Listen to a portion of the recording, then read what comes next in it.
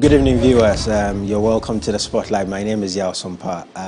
This evening we talk about fuel prices. I'm sure it's something that all of us affects us, and it's a conversation that deserves spotlighting. Today we'll be joined by Mr. Fritz Moses, a research analyst at the Institute of Energy Securities, Mr. Benjamin Insian of the Chamber of Petroleum Consumers, and we'll have Mr. Abbas Emoro of the GPRTU joining us. We will take a quick break and stay tuned.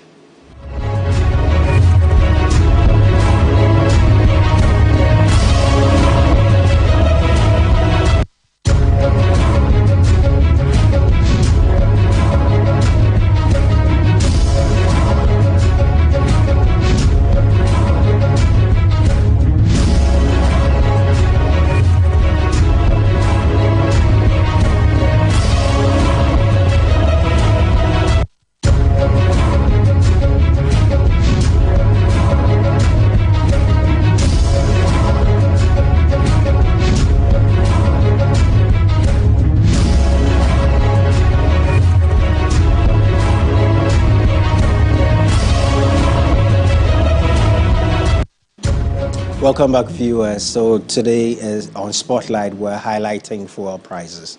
The hike in fuel prices is becoming worrying, and we have some experts joining us to try and understand the way forward. But before we do that, we'll take an insect. Our news team have been speaking to some drivers in terms of their understanding and perspective of how the price of fuel is affecting them. We'll take that quick insect. When we come back, we will have the discussions.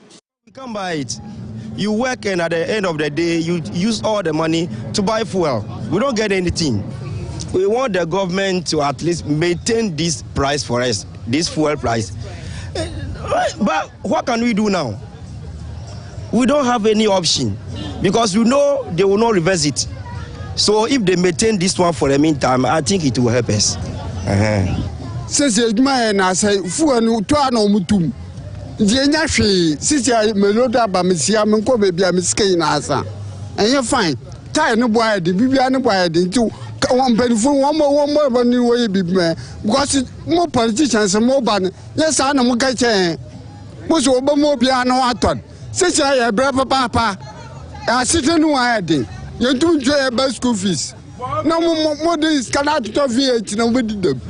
Now, Okabaku commandant as a more than something million. Nipabaku VH menu. So those are some sentiments from the street of the drivers and some concerns they have. We would have Mr. Emoro to speak to the issues. But let's take another insight from the Minister, the Deputy Minister of Energy, on some views on the rising energy prices. The global oil market is currently characterized by the ongoing geopolitical tensions, post-pandemic challenges, supply chain issues, and rising inflation. There have been recent reports of diesel shortage and severely depleted distillate fuels inventories across North America, Europe, and Asia. The rapid resumption of passenger aviation as quarantine restrictions are lifted is also worsening the shortage, because jet fuel comes from the same parts of the refining stock as diesel. Shortages are affecting gasoline as refineries adjust their equipment and attempt to boost output of distillate and jet fuel, cutting into their ability to make gasoline. Sanctions and boycotts on petroleum export from Russia, a major exporter of distillate, especially to Europe, are reducing availability even further and intensifying upward pressure on fuel prices. Under the current deregulated regime in Ghana, where government is not responsible for determining the prices of petroleum products, particularly for gasoline, gas oil, and LPG, rises in petroleum product prices on the global market and the depreciation cost of Ghana's cedi against the US dollar are passed on directly to the end consumer. On the domestic front, the oil importers have to compete for forests in the open markets to import petroleum products, which they mostly get at very high rates. Since the exchange rate is a major component of the price of petroleum products in Ghana, its market behavior also reflects the significant price hikes. Measures in place by government to mitigate the effects of the price surge.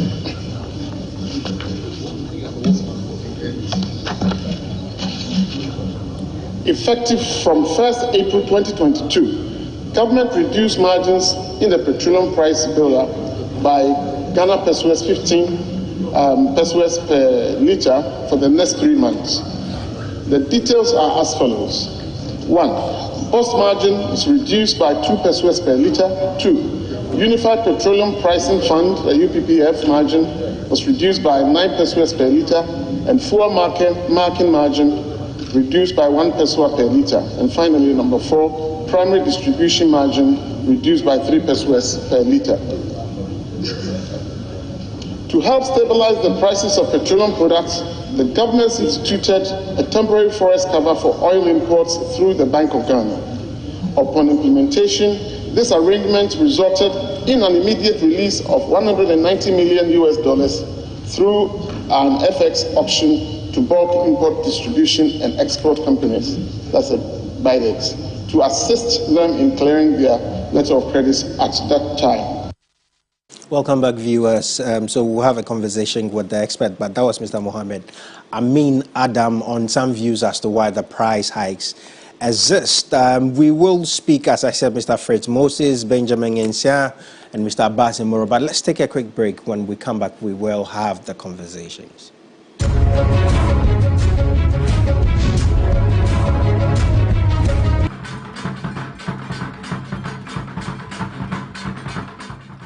Hello.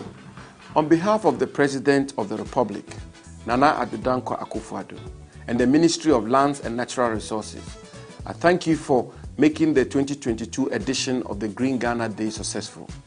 Your participation and support enabled us to plant over 23 million tree seedlings as per our field reports. We thank all those who took time off their busy schedule to plant a tree seedling on Friday, June 10, 2022, the Green Ghana Day. The national target for 2022 was to plant 20 million tree seedlings.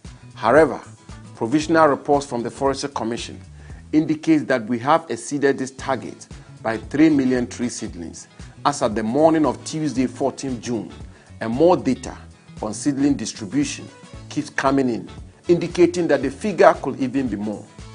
Tree seedlings distributed include timber species, fruit trees, shade trees, ornamental trees, and multi-purpose trees, out of which 39.7% were planted in forest reserves, while the remaining 60.3% were planted on off-reserve areas. National seedling distribution by region are as follows. Ashanti region, 5,952,662 seedlings.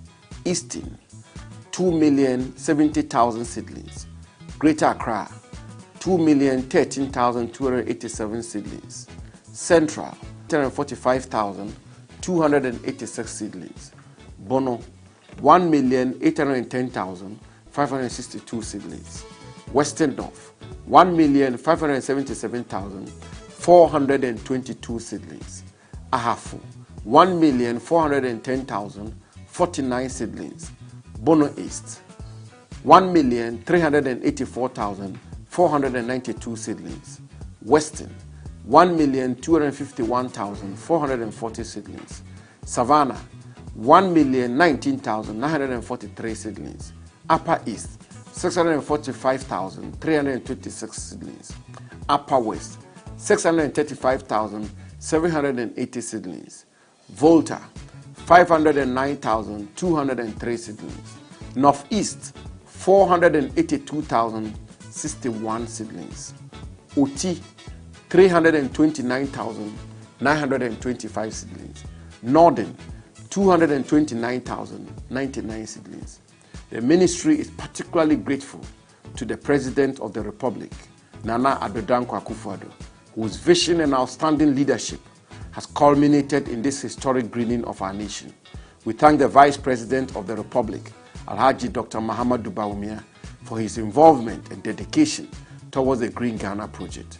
We thank the former president, Their Excellency John Ajekum Kufuor, John Dramani Mahama, the Speaker of Parliament, Right Honorable S.K. Babin, the Chief Justice, Justice Kwesi Eninyabua, the Asantehene Otumfo Osetutu II, the Ochenhene Osajifo Amoti Oforupanyi, the Yana Na Abubakari Mahama II, the National Chief Imam, His Eminent Sheikh Osman Nuhu Sharabutu, the Chairman and members of the Council of State, the Chief of Staff at the Office of the President, Honorable Akosua Frema Osei Opare, the President and members of the National House of Chiefs, Ministers of State, Honorable Members of Parliament, members of the Diplomatic Corps, the clergy, civil society organizations, members of the security services, staff of various ministries, staff and students of the Ghana Education Service, corporate Ghana, and above all, you, Ghanaians and residents of Ghana, for our collective patriotism by participating in this noble national exercise on the Green Ghana Day. Forests remain the lungs of our planet, purifying the air and giving life to its people. And we believe that with our collective action, we will make Ghana green again. The Ministry of Lands and Natural Resources respectfully wish to encourage everyone who planted a tree seedling to nurture it to maturity. Let us be committed to the second phase of this initiative, which is to protect the tree seedlings we have planted as we continue with our year-long aggressive afforestation program. Green Ghana, let's continue planting. I thank you all.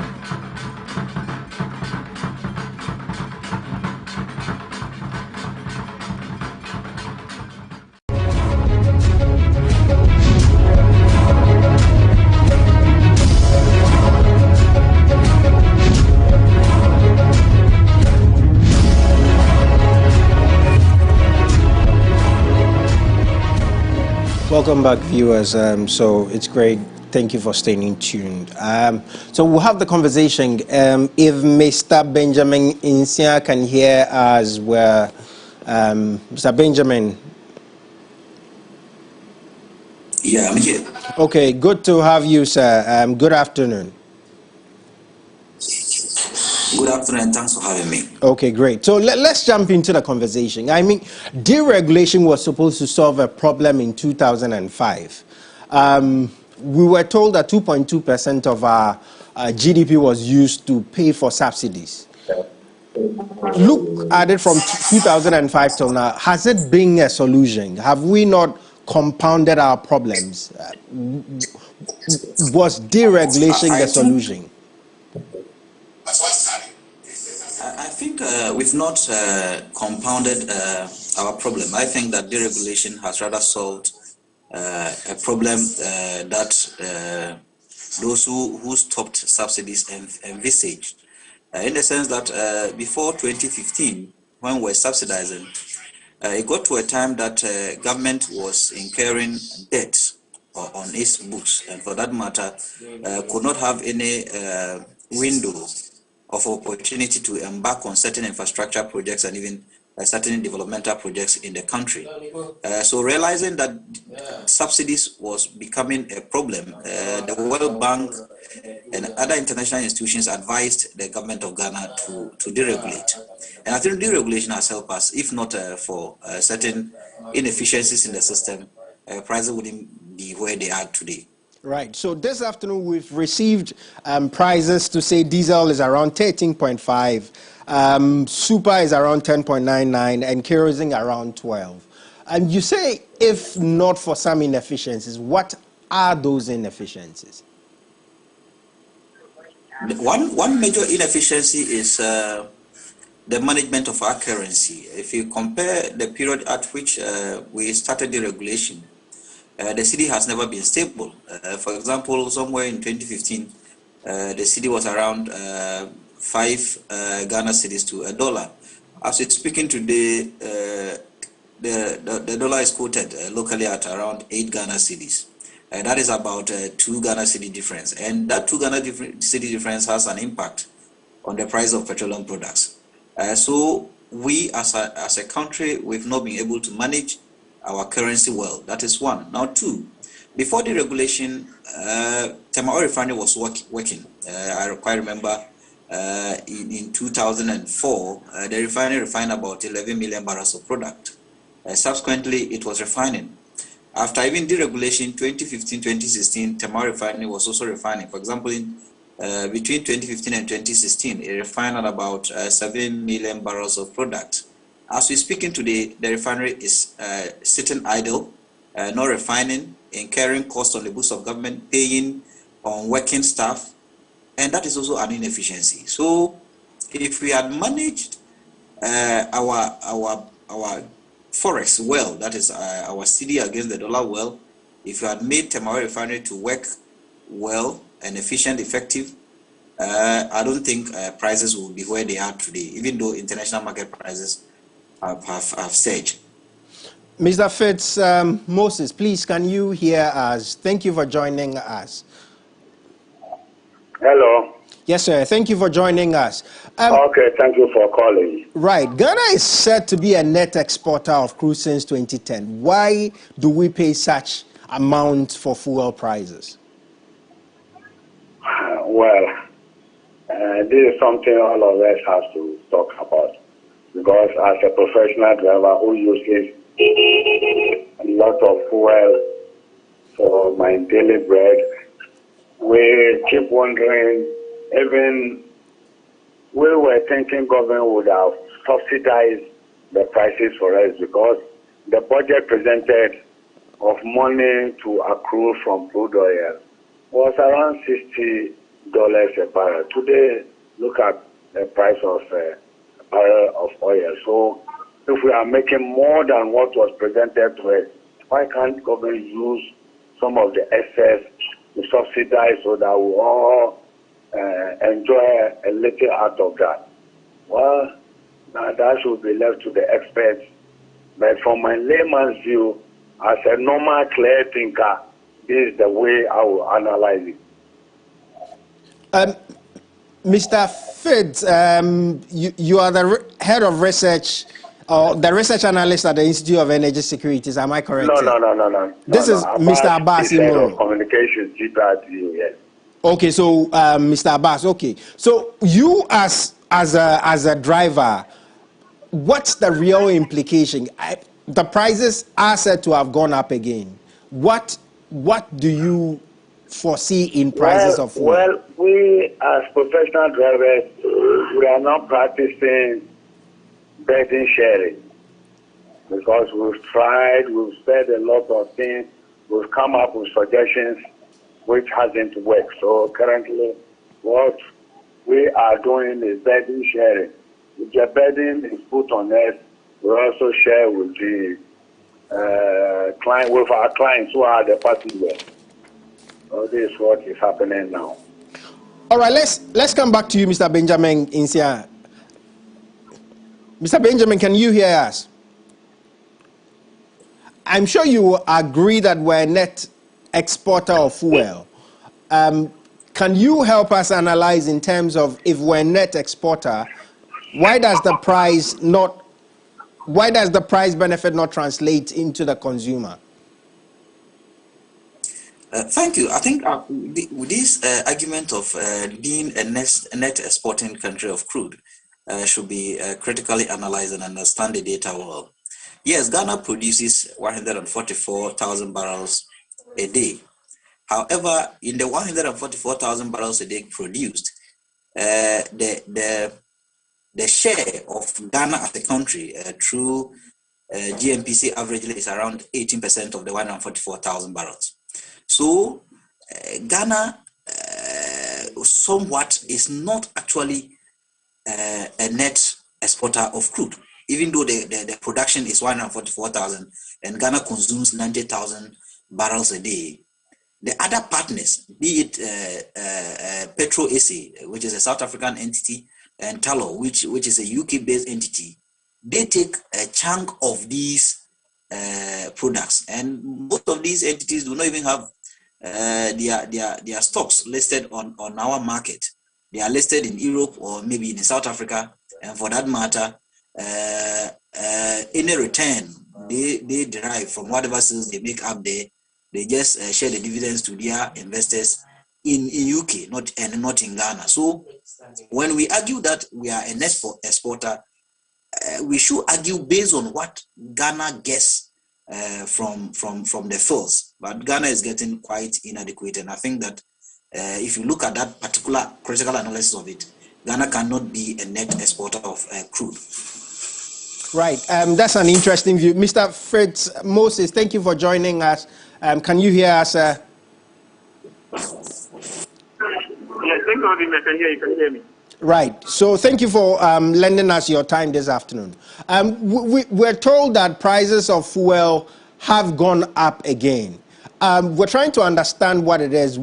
The question I was just asking Mr. Benjamin is that if we're told we're a net exporter of crude, why does the price not translate to the consumer? And you are trying to explain. I don't know if you have any views on that. We're happy to hear your thoughts. All right. Thank you. Yes, I think I actually do. Well, the reason is quite simple. Because our political class has failed us and they have refused to make maximum use of what we have locally. Now, why do I make this point? As an exporter of crude, of course, we all understand that the percentage that Ghana actually enjoys or is entitled to in the total amount of crude that we are exporting cannot meet our local demand. But, I mean, those who are exporting outside of Ghana are in business. They are making business. And so the point is, you have a local refining capacity that has, a local refiner has a capacity of about 40,000 barrels per day of refining they can do, of crude they can do on an ideal day. Your local consumption keeps increasing. Why haven't you invested in increasing that refining capacity of the local refinery? The Tamale refinery as we have now sits idle, and for years, since 2017, 2016, we haven't seen any major activity from the refinery. And so basically, the problem is our political class refuses to act and do what is right by the book. That's basically the reason. That's a really interesting view. Let me stay on you on that. Let me take up on that. Do you think deregulation was part of the problem? Did we really needed to deregulate the sector? Well, essentially, I would say very much it's been our interest to deregulate the market. Now, why is it the case? If you all recall, before 2005, when the deregulating policy started kicking in 2011, the rate of increment of prices of petrol were monumental. They were like what we are seeing now with BP. I mean, if at any point the government is announcing floor price, we knew it was going to be huge. But now when you allow the market forces to determine prices themselves, you are able to, as a country, if you are managing your economy properly, you're able to institute buffers that would allow for, or that would consume some of the shocks that will come from international markets. And so essentially, you don't have a monumental increase in prices. And that's exactly what we've been seeing. That whereas over the past few 2 years, we haven't seen prices have doubled essentially from 2020 to 2022 now. Should it have been in the period of deregulation, we would have seen these figures somewhere in 2021. Right. Is it a fact that 40% of the export price is because of levies and taxes and margins? So margins and levies, is it a fact that 40% of the export price is because of levies and margins? Well, levies and margins, taxes in the price, but they all contribute to the the current price that we are seeing.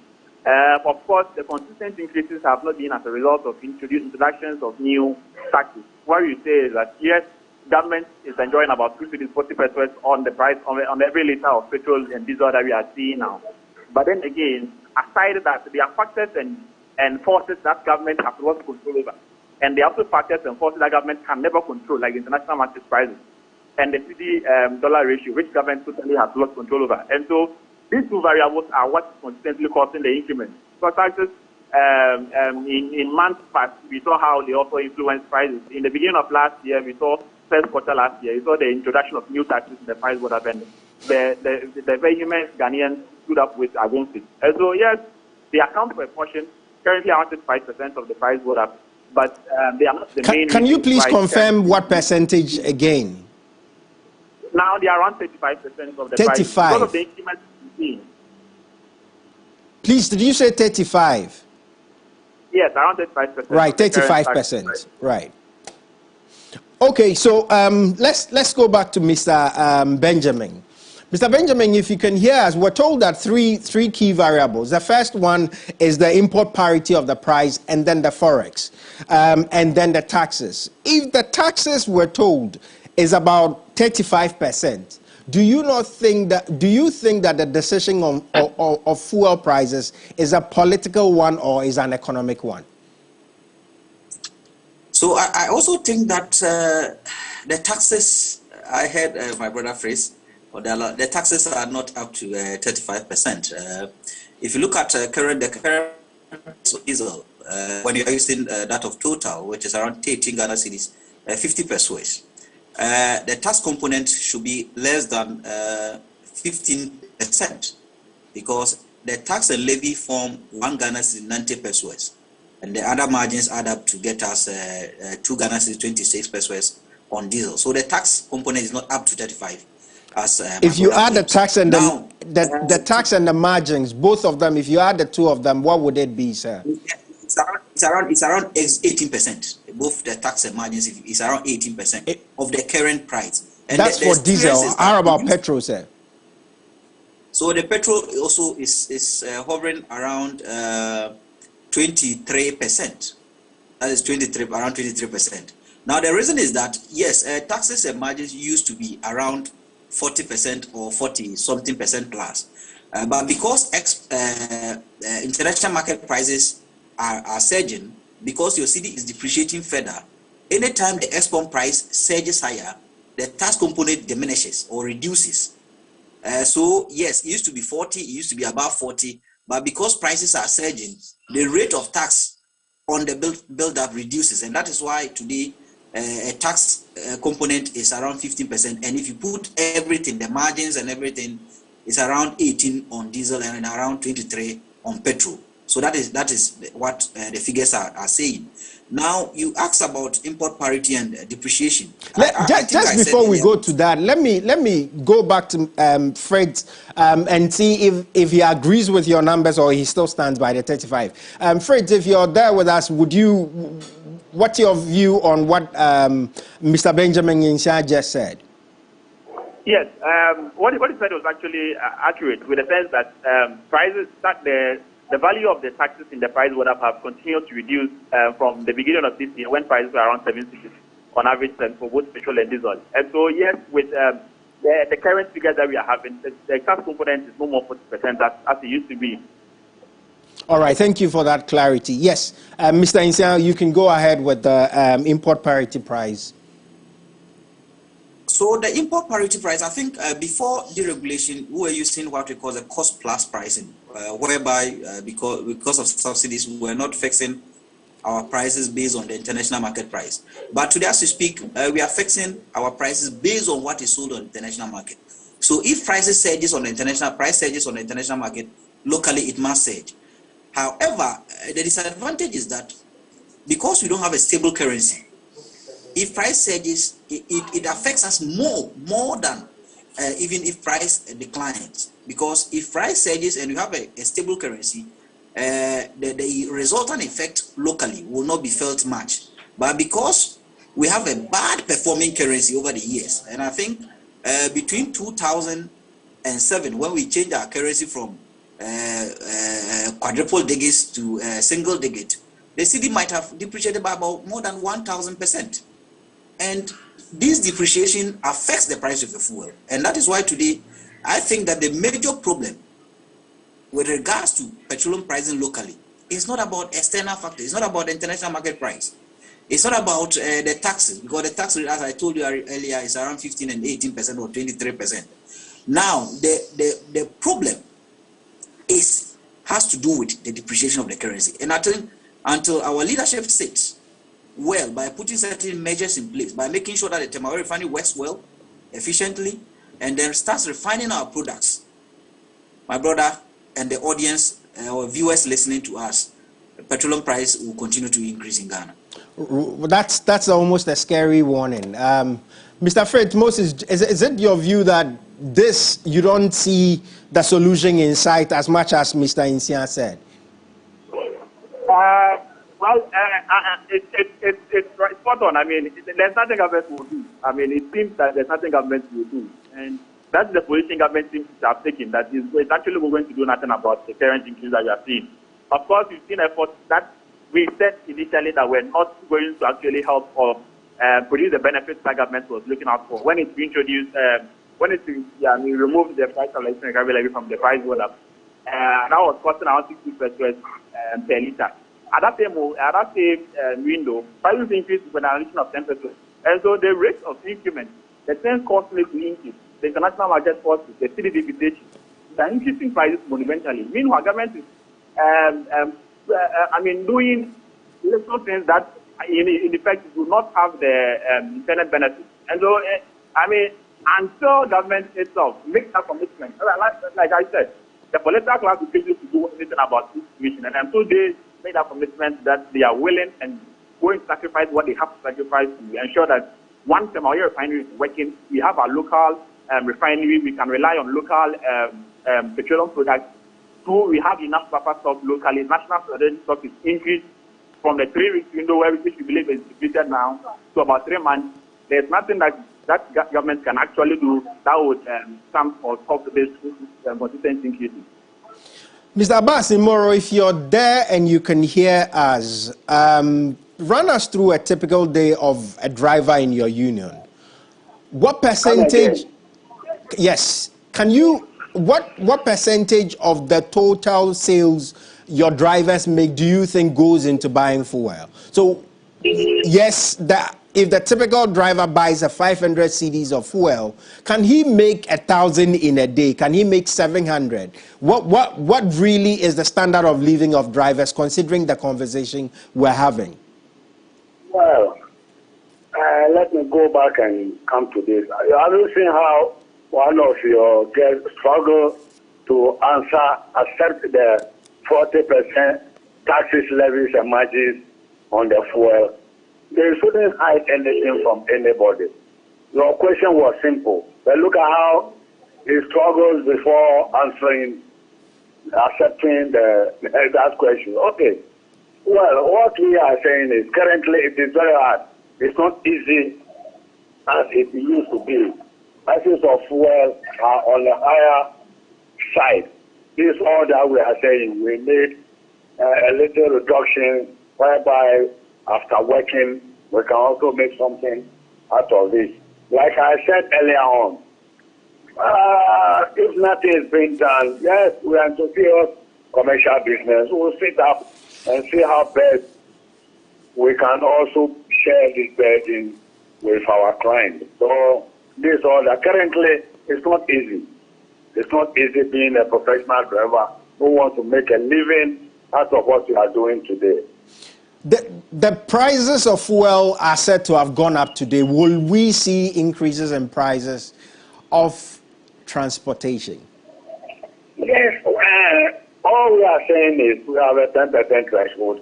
If we accumulate all and it entered into the 10%, why not? We'll adjust ourselves.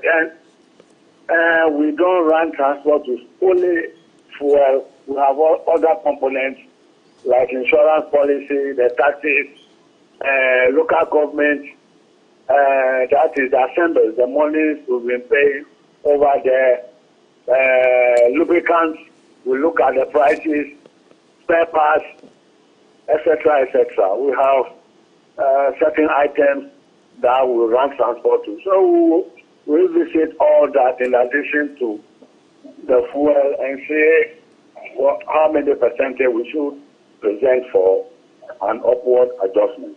Do you think that the government is working hard with you enough to burden share? Well, I wouldn't want to say yes or no, since you are also in the country.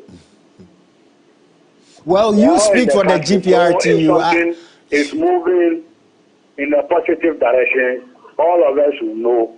If the thing is moving in a negative direction, all of us should be in the know. You speak for the drivers. What's the sentiments of the drivers? Oh, we are feeling bad. What can the government do to make things easier? They should have listened to us when we suggested scrapping out of some taxes and levies which has overstayed its usefulness in the product.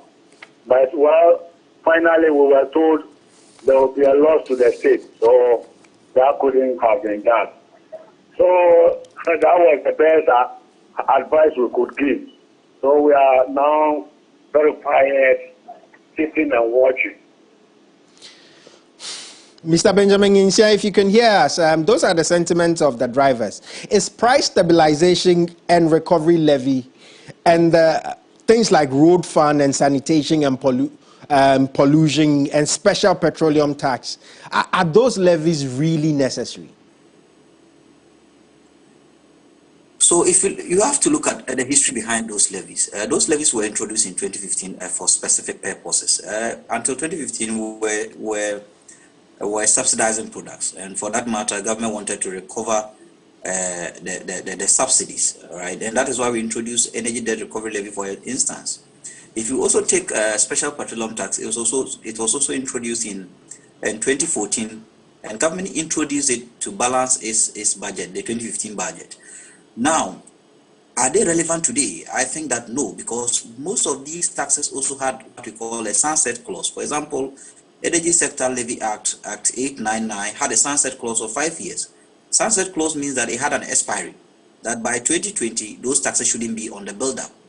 They are still there. I think we need to critically review them or even scrap them. However, the challenge is that government has collateralized these levies, and some of them have an expiry up to somewhere 2035. So that is the challenge now. My friend Abbas misunderstood me when I said the tax rate was about 15%, and for that matter, wouldn't change anything. Today, diesel is still 18 Ghana cedi 50 pesos. If you take 1 Ghana cedi 90% out of the build-up, and you don't manage your CD well, the prices will still jump up to 15 Ghana cedis per liter. Right. So if Abbas, I think he didn't get me right when I said, yeah, taxes I call for, and that is the position of COPEC, that we should scrap the taxes and use the windfall from the productive sector or the crude sector to offset some of the debt that, or the bonds yields. We should use the windfall from that, the upstream, to offset the bond yields in the downstream. That is what COPEC has been calling for. But even if you scrap the taxes, and I still maintain it, if you scrap the taxes, that is 1 Ghana cedi 90 pesos of the build-up, and you don't manage the currency well, prices will still jump up to 15 Ghana cedis per liter. And that is what we are observing now. Right. In April, 1st April, government scrapped 15 pesos per liter. Right. Today, where is the price now? The price is still 18 Ghana cedi 50 pesos. Right. So the major thing government needs to do is to, and I think Phrase supports me in that, the major thing government needs to do is to make sure that Tema refinery works well. The second argument I also have to put forward is that we need to also explore other sources of cheaper products for our economy. And government needs to guarantee importers that we have gone around, explored, scouted countries that are selling refined products at cheaper prices. BDCs, we have guaranteed you, go and then import. We just have to sit, and maybe we don't know those markets because of what you call information asymmetry or lack of information of those markets. If we really sit and study those markets, we may know whether these markets have certain uncertainties or risk factors, whether we are going to be risk averse to them, or we don't care about the risk, and for that matter, we can import products from there. These are things we need to sit and think, and then think well and get solutions. We need problem-solving leaders. But excuse to me to say we don't have them in Ghana. We lack people who will critically think, look at issues, and get solutions to them. So if you ask me about the taxes, if you ask me about the prices currently, if any question you ask me, I think if we get good leadership who know that the problem of higher prices of petroleum products is causing higher inflation in Ghana, is causing unemployment, higher unemployment rates in Ghana, is making Ghana less competitive in terms of its neighbors in the sub-region, I think better options or alternatives are there for us to solve this serious canker once and for all. Mr. Fitz, let's ask you, why is TOR not working? So much has been said about it. As an industry aspect, why do you think TOR has consistently failed to produce? Thank you. Basically, SOR has not been working because, particularly in the last 6 years, management, board, staff of SOR have been put in disarray because of consistent change in leadership. I mean, in an organization where we are seeing its leaders being changed almost every 10 months, how do we expect that they would actually work? Even aside that, it was only in 2018 that SOR actually was able to produce something. When DC submitted or imported some 980,000 barrels of crude before. Since then, all through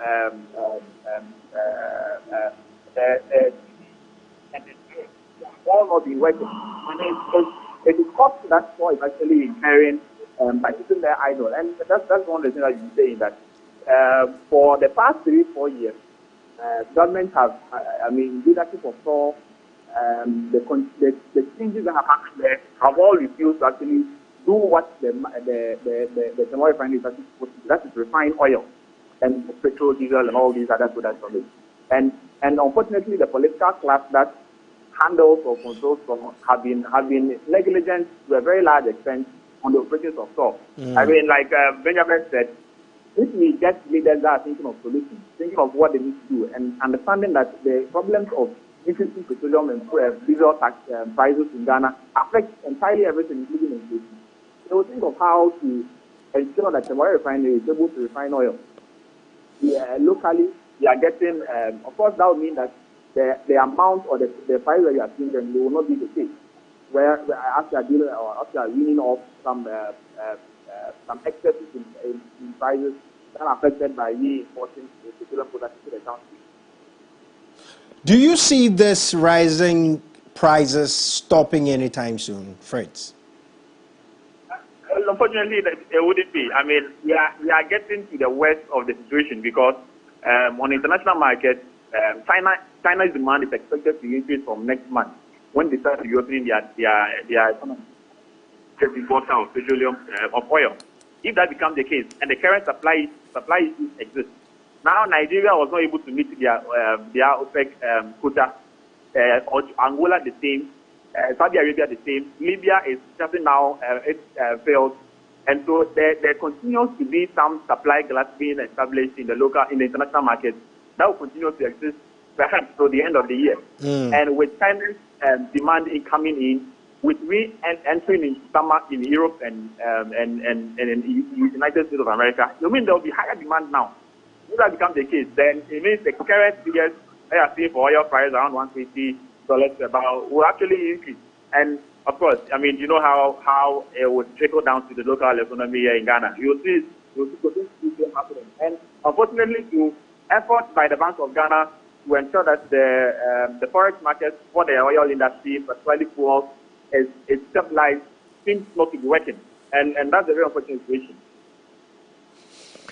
Mr. Benjamin, do you see these prices abating anytime soon? Come again? Do you see the hike in prices going down anytime soon? It depends on policy measures government puts in place. Because if government considers only the external factors, whereby I think I heard the Deputy Minister of Finance yesterday in Parliament blaming other countries and then other international factors. If we continue to go that way, then locally prices are not going to plummet or they are not going to decline. However, when you own the problem and then at least put certain interventions in place within the medium term, prices locally will decline. One is that I know COPEC and Abbas and Co, the GPRT and other transport unions have been calling for the scrapping of the taxes. We are also still maintaining that within the medium term, government needs to start a policy called the import substitution or industrialization policy, whereby products like sugar, products like frozen chicken, products like even oil that we have the capacity to refine, we should consider refining them here or producing them here. This will reduce the burden on our currency and even make sure that our currency appreciates against the dollar. If our currency appreciates against the dollar, prices of petroleum products will decline. Also, I support Fraser when he said that there are certain supply challenges or supply disruptions because OPEC countries are not able to supply onto the market. Those are what we call the bullish sentiments. We just hope that those sentiments will not be continuous or will not be consistent in the long time. If they are, it means that prices on the international market will continue to surge. However, to price surges, I've also seen that in our data, sometimes the price of crude oil declines, but the price of finished products surge. Right. And because the production cost in these countries, the production cost of refining products is quite high because inflation is jumping in other countries, and for that matter, wages must also go high. The cost of equipment in other countries are going high. For example, yesterday, Gazprom was blaming cement that they couldn't even fix one equipment in Germany. They had to send it to Canada. So crude oil prices could decline, but if inflation is not managed well across the globe, prices of finished products will continue to increase. Now, I still maintain that prices can decline locally if I think our critical thinkers, our leadership, sit and actually explore other markets, make sure that within the medium term, there are certain products we don't import them into the country, including crude. Because as we speak, I know Fraser will agree with me that TOR can do about 70% of our daily consumption. We do 90,000 barrels a day, and TOR does 53,500 barrels a day. Right. And that's about 70% of our daily consumption. Right. And if we are able to do that, Ghana will see a decline in the price of petroleum. So you will say, let's get TOR working, and the problems may have been solved. 70% of at least 70% of the issues may have been tackled. Yeah, if TOR works, one is that the cost of freight, that is importing the products, the ship that brings the products, the cost of freight will be eliminated because already GMPC is our company. GMPC will have to just supply its product or its share of what is produced in Ghana to TOR to refine. That is one. If TOR works, insuring the products on the sea will be eliminated, and these are higher costs. If TOR works, even the cost of refinery that is added on to the trading price will be eliminated because TOR is ours. And if even TOR works, we don't have to buy products from TOR in dollar. What we need to do is just to buy them in dollar equivalent of cedi, and that is going to appreciate the cedi. So TOR is our problem, and TOR shouldn't have been a problem because TOR and BOST are the only two state companies that the public funds indirectly. If you buy a liter of fuel today, you pay 8 cents per liter to TOR, and you have been paying that money since 2004. So why is TOR not working? Sir Benjamin Insia, thank you so much. I mean, this conversation, we could go on and on and on and have the conversation endlessly. We really appreciate your views, and your perspectives were absolutely invaluable. Thank you for your time. Fred Moses, we thank you for your time as well. I mean, we really appreciate your views. Mr. Abbas Imoro, thank you for your time and for the great service of the GPRT. We thank you for joining us this evening. So viewers, we've come to the end of Spotlight today. We've been talking about rising fuel prices. The issues are obvious. We need, as a nation, to focus on the problems. At least we know that solving the issues with refinery will get some of the issues sorted. We know that solving the issues with our currency will get some of the issues sorted. It's that time we focus as a nation and do the things we know are in our best interest. Because where the prices have gotten to, if the average person's daily earning is 13.52, he has to work the whole day in order to buy a liter of diesel. I want you to think about that. If the average person needs to work the whole day in Ghana at a minimum wage in order to buy a liter of diesel, then where are we going? These are issues we need to spotlight, issues we need to highlight as we look forward. Every 2 weeks, the window may be opened. If we don't solve this, we may as well have this conversation again in the next 2 weeks. But thank you for staying with us, viewers. Thank you for choosing Spotlight. My name is Yao Sompa. It's been an honor serving you. Have a good evening.